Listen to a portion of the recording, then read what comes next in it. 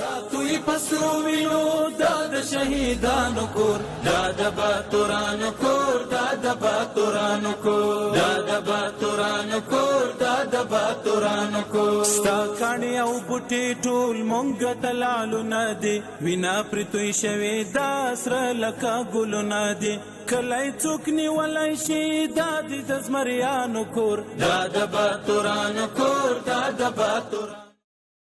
د لوی او بخونکي خدای په سپېڅلي نامه د لغمان ملي ټلویزیون درنو لیدونکو السلام علیکم ورحمت الله وبرکاتو. د نن شپې خبري ټولګي ته ښه راغلاست. نن سه شنبه د 1404 هجري شمسي کال د دلوي یا سلواغې د میاشتې 28 نیټه وه. تاسو تر دې دمه د افغانستان د ملي ټلویزیون د خپرونو لیدونکي وئ.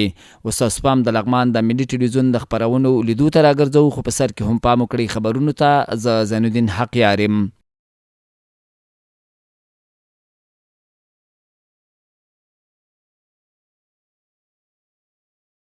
بسم الله الرحمن الرحیم. د لغمان والی قرغیو ولسوالۍ ته د سفر پر مهال د ګنداب کیبلي پل څخه لیدنه وکړه. د لغمان والی الحاج قاری بختیار معاذ قرغیو ولسوالۍ ته د سفر پر مهال د ګنداب کیبلي پل څخه لیدنه کړې چې د سیمې اوسیدونکو ته د تګ راتګ برخه کې ډېرې ستونزې ایجاد کړې وې. ښاغلي معاذ د نوموړي پل بیا جوړولو په خاطر د سیمې اوسیدونکو سره نقدي مرسته وکړه او په راتلونکي کې د نورو مرستو ژمنه هم وکړه. د لغمان والي په ورتګ د سیمې اوسیدونکو خوښي وښوده او ویل چې یا د سیمې ته دې د نورو کارونو کولو برخه کې توجه لا زیاته شي ترڅو خلکو ته اسانتیاوې برابرې شي. باید یاد شي د لغمان والي قرغیو ولسوالۍ ته د سفر پر مهال د شګو له کان څخه هم لیدنه وکړه او د کان په لا غني کېدو یې ټینګار وکړ. لغمان امنیه قومندان د تخار ولایت د استخباراتو رئیس سره د امنیه قومندانۍ مقام کې لیدنه وکړه.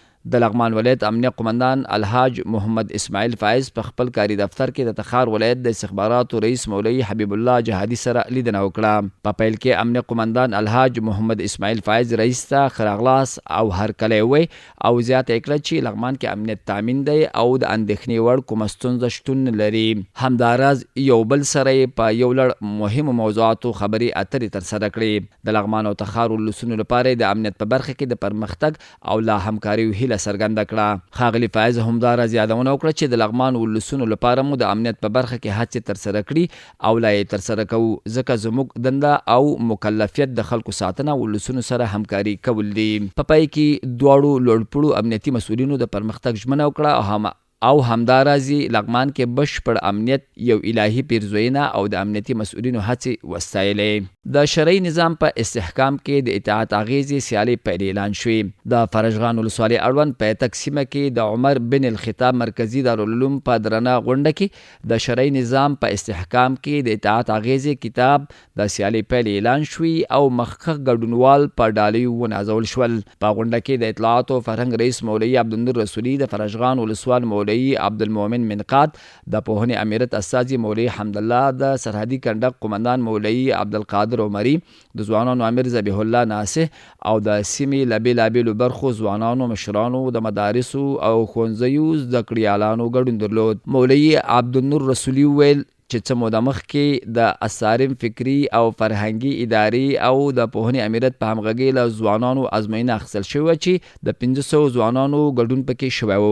موخه یې دا وه چې ځوانان د اطاعت ګټې، اغیزې او د امیر د اطاعت له لارې پر مخ وړل کیدونکو برنامو سره آشنا شي او فکري زده کړې ترلاسه کړي. د سیالۍ مخکښ ګډونوالو ته په ډالیو کې لومړي مقام ته کمپیوټر، دوهم مقام ته قیمتي لاسي ساعت، دریم مقام ته نقدي جایزه او نورو ګډونوالو ته هم ځانګړې ډالۍ ورکړل شوې. فرجغان ولسوال مولوي عبدالمؤمن منقاد د اطلاعات او فرهنګ ریاست هڅه وستایل او ویل چې دغه ډول پروګرامونه د ځوانانو د فکري اصلاح، مطالعې سره د آشنا کېدو او فکري ودې لپاره ګټور دي. د سیالۍ ګډونوالو هم یادې هڅې د مطالعې تشویق او فکري ودې لپاره مهمې بللې. د یادونې ده چې مخکې هم د یاد کتاب په اړه له سلګونو نظامي او ملکي کسانو څخه ازموینې اخیستل شوې وې. فرشغان ولسوالۍ کې د ځوانانو ویډیا ښوونیز مرکز پرانستل شو. د لغمان اطلاعات او فرهنګ ریاست په هڅو فرشغان ولسوالۍ کې ځوانانو ته د کمپیوټر زده کړو ویډیا ښوونیز مرکز پرانستل شو. دغه مرکز د یو لړ مراسمو په ترڅ کې د اطلاعات او فرهنګ رئیس مولوي عبدالنور رسولي سربیره، پکې د فرشغان ولسوال مولوي عبدالمؤمن منقاد، د پوهنې امیریت استازي مولوي حمدالله، د سرحدي کنډک قومندان مولوي عبدالقادر عمري، د ځوانانو عامر ذبیح الله ناصح، د بېلابېلو سیمو ځوانانو مشرانو، د مدارسو او ښوونځیو زده کړیالانو برخه درلوده. د اطلاعات او فرهنګ رئیس مولوي عبدالنور رسولي ویل چې ځوانانو ته د زده کړو برابرولو برنامو په لړ کې د ځوانانو امیرت تر چتر لاندې د فرشغان ولسوالۍ ځوانانو ته د کمپیوټر زده کړو ویډیا ښوونیز مرکز پرانست او عملاً یې 10 پایي کمپیوټرونه ورکړل تر څو ځوانان زده کړې پکې وکړي. هغه زیاته کړه چې د ځوانانو د فکري اصلاح ترڅنګ دوی هڅه کوي چې په ټولو سیمو کې ویډیا ښوونیز مرکزونه جوړ کړي چې ځوانان د علم په ګاڼو سمبال شي. رسولي وایي فرشغان ته ځکه لومړیتوب ورکړی چې پخوا دغه ولسوالۍ ته ډیر کار نه و شوی، اوس ورته ځانګړې پاملرنه کوي. د فرشغان ولسوال مولوي عبدالمؤمن منقاد د اطلاعات او فرهنګ ریاست دغه هڅه وستایله چې د اطلاعات او فرهنګ ریاست لخوا ځوانانو ته د کمپیوټر زده کړو ویډیا ښوونیز مرکز پرانستل شو. همداراز زیاته کړه چې د ولسوالۍ له هر اړخه له پرمختګ لرې پاتې شوي، ولایتي ادارې باید د تعلیم ترڅنګ نورو برخو ته هم ځانګړې پاملرنه وکړي. د فرشغان ګڼ شمېر ځوانانو د کمپیوټر زده کړو دغه ښوونیز مرکز د دوی لپاره لویه لاسته راوړنه وبلله. هغوی د اطلاعات او فرهنګ ریاست څخه مننه وکړه چې د دوی غږ یې واورید او یادې ستونزې ته یې رسېدنه وشوه. د یادونې وړ ده چې اوسمهال په مهتالام مرکز کې هم د یاد ریاست لخوا د ځوانانو ښوونیز مرکز شته چې شاوخوا 300 تنه ځوانان پکې د کمپیوټر، انګلیسي، عربي او نورو برخو کې په وړیا زده کړو بوخت دي او ډیر ژر به نورو ولسوالیو کې هم داسې مرکزونه جوړ شي. او وروستی خبر دا چې قرغیو ښاروالي وروسته د حساب ورکونې غونډه ترسره کړه. نورحال په راپور کې. له ولسته د حساب ورکونې دا غونډه د لغمان ولایت د قرغیو ولسوالۍ د ښاروالۍ له لوري جوړه شوې تر څو له نږدې ولسونو ته د 1404 مالي کال د ترلاسه شویو عوایدو او د ترسره شویو فعالیتونو په اړه معلومات ورکړي. د یادې ولسوالۍ ښاروال وایي په دې کال کې 10 رغنیزې پروژې عملي کړي. نو دا غونډه خو ډیره مهمه ده ځکه امارت اسلامي پالیسي هم دا ده، مرکز طرف نه هدایت مونږ ته هم دا ده چې مونږ چونکې ښاروالۍ دا یو تصدي اداره ده او د ولس پیسې او عواید را جمع کوي، نو ولس ته بیرته حساب ورکول، ولس ته معلومات ورکول دا ډیر ضروري هم ده. نو همدې وجې نه مونږ ولس سره خپل معلومات شریک کړل چې په دغه کال کې مونږ ولس نه کمې پیسې راټولې کړي او په کومو مواردو کې کومو ځایونو کې مصرف کړي، نو ولس سره خپل معلومات شریک کړي.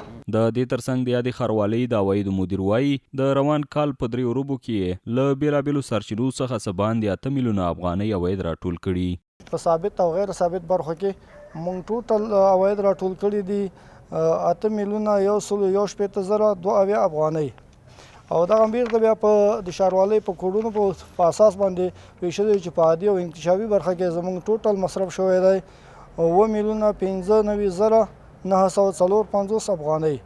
دا البته د 3 روبو چې په 3 روبو کې زموږ د مصرف شوی دي او الحمدلله زموږ عواید د تیر کال پر تله باندې زیات شوی دي. بل لور ته د دې ولسوالۍ اوسیدونکي ولسونو ته حساب ورکونه یو ښه اقدام بولي او دا چاره پر حکومت د ولسونو د باور فضا د رامنځته کېدو په برخه کې مهمه یادوي. پخوا دولتونو کې دا شی نه و او هر څه به خفیه تېرېدل، نو امارت دا ډېر یو ښه کار ده چې هغه چې شی راټولوي د هغې معلومات ولس ته ورکوي او که چې شی مصرفوي د هغې معلومات هم ولس ته ورکوي.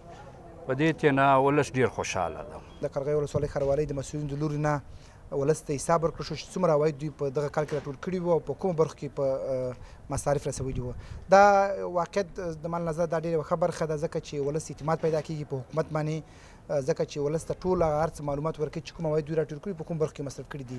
او د قرغیو د ښاروالۍ د لوري نه واقعیت هم په دې وروستیو کې د بیا رغونې انکشافي پروژې ډېرې ښه توګه تطبیق کېږي، ښې څارل کېږي، ښه جوړېږي. د یادونې وړ ده چې یادې ښاروالۍ تر دې وړاندې هم د هرې روبې په پای کې د ترلاسه شویو عوایدو د ترسره شویو پروژو په اړه ولسونو ته معلومات وړاندې کړي دي. درنو او قدرمنو لیدونکو د دې ساعت خبرونه ستاسو له ملتیا مننه کوو. تر بیا ښې چارې.